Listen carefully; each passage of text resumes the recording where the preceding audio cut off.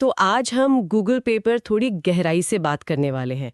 Google पे जो भारत में बहुत इस्तेमाल होता है डिजिटल पेमेंट्स के लिए। हाँ, और ये यूपीआई पर चलता है, मतलब यूनिफाइड पेमेंट्स इंटरफेस। सही। और इसकी सबसे अच्छी बात शायद यही है कि किसी वॉलेट या कार्ड का झंझट नहीं, सीधा बैंक अकाउंट से पैसा भेज सकते हैं, पा सकते हैं। बिल्कुल। तो आज का मकसद यही है कि हम समझें कि ये काम कैसे करता है, इसकी क्या खास बातें हैं। हाँ, चलिए शुरू करते हैं। तो सबसे पहले तो ऐप इंस्टॉल करना पड़ता है ना, प्ले स्टोर या ऐप स्टोर से। हाँ। फिर अपना गूगल अकाउंट चुनना होता है और वो मोबाइल नंबर डालना होता है जो बैंक से जुड़ा हो। फिर एक ओटीपी आता है वेरिफिकेशन के लिए। ये तो काफी सीधा सा प्रोसेस लगता है। हाँ, प्रोसेस तो सीधा है, लेकिन यहीं पर वो पहली सिक्योरिटी लेयर आती है।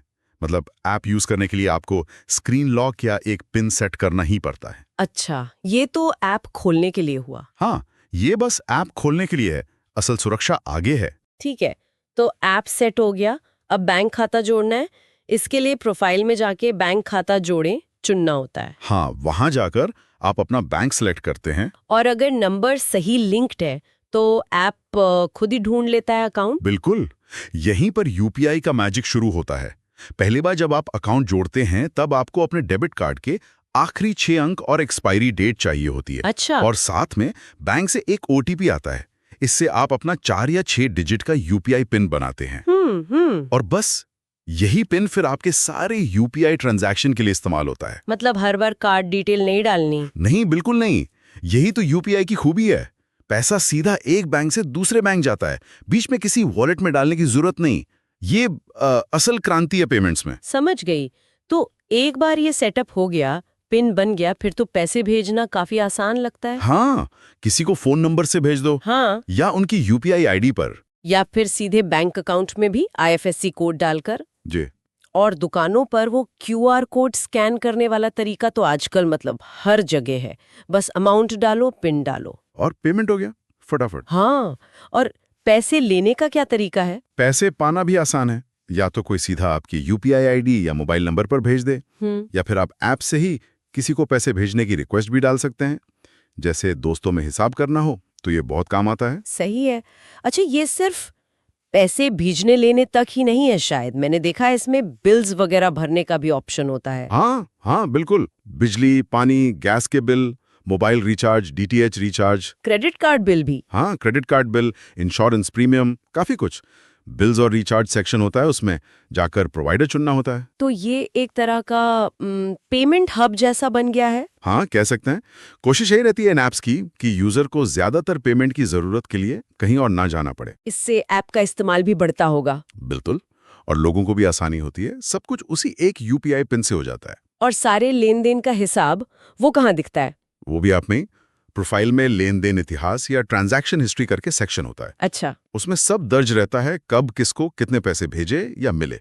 पूरी पारदर्शिता रहती है। ये जरूरी है, वरना इतने सारे छोटे छोटे पेमेंट्स में पता ही ना चले। हाँ, हिसाब रखने के लिए और कोई गड़बड़ हो तो पकड़ने के लिए ये बहुत जरूरी है। और वो रिवॉर्ड्स और स्क्रैच कार्ड वाला क्या चक्कर है, वो भी होता है इसमें? हाँ, वो भी होता है। कई ट्रांजैक्शंस पर स्क्रैच कार्ड या कभी कभी डायरेक्ट कैशबैक मिल जाता है। वो रिवॉर्ड सेक्शन में दिखता है। ये क्यों करते हैं ये लोग? बस आदत डालने के लिए? हाँ, एक तरह से यूजर को जोड़े रखने के लिए और ज्यादा ट्रांजैक्शन करने के लिए उकसाने का तरीका है। डिजिटल पेमेंट मार्केट में कंपटीशन बहुत है ना। अच्छा, हाँ, ये तो है। तो ये छोटे छोटे फायदे ग्राहकों को अपनी तरफ खींचते हैं। लेकिन इन सब सुविधाओं और फायदों के बीच सबसे अहम चीज तो सुरक्षा ही है। बार बार सुनने में आता है, अपना यूपीआई पिन या ओटीपी किसी को मत बताओ। और ये बिल्कुल सही सलाह है, क्योंकि यूपीआई की सुरक्षा काफी हद तक यूजर की अपनी जिम्मेदारी पर भी निर्भर करती है। पिन आपका सीक्रेट कोड है। उसे किसी से शेयर नहीं करना है। और पैसे भेजते समय हमेशा पाने वाले का नाम या यूपीआई आईडी दोबारा चेक कर लेना चाहिए। हाँ, क्योंकि गलती से गलत जगह चला गया तो उसे वापस लाना बहुत मुश्किल हो सकता है, कभी कभी नामुमकिन भी। तो सावधानी बरतना बहुत जरूरी है। और ये ऐप लगभग सभी बड़े बैंकों के साथ काम करता है ना, जैसे एसबीआई, एचडीएफसी, आईसीआईसीआई। हाँ, जितने भी प्रमुख भारतीय बैंक हैं लगभग सभी यूपीआई नेटवर्क पर हैं और गूगल पे जैसे ऐप्स के साथ काम करते हैं। एक्सिस, पीएनबी, सब। तो कुल मिलाकर देखें तो गूगल पे यूपीआई की मदद से भारत में डिजिटल पेमेंट का एक काफी आसान, तेज और मतलब मल्टीपर्पज तरीका बन गया है। हाँ, रोज के छोटे खर्चों से लेके जरूरी बिल भरने तक बहुत कुछ एक ही जगह हो जाता है। सही कहा। और ये दिखाता है कि यूपीआई ने कैसे डिजिटल पेमेंट्स को आम आदमी तक पहुंचा दिया है। लेकिन जैसा हमने कहा, सुविधा के साथ जिम्मेदारी भी आती है। हाँ, सुरक्षा वाली बात। बिल्कुल।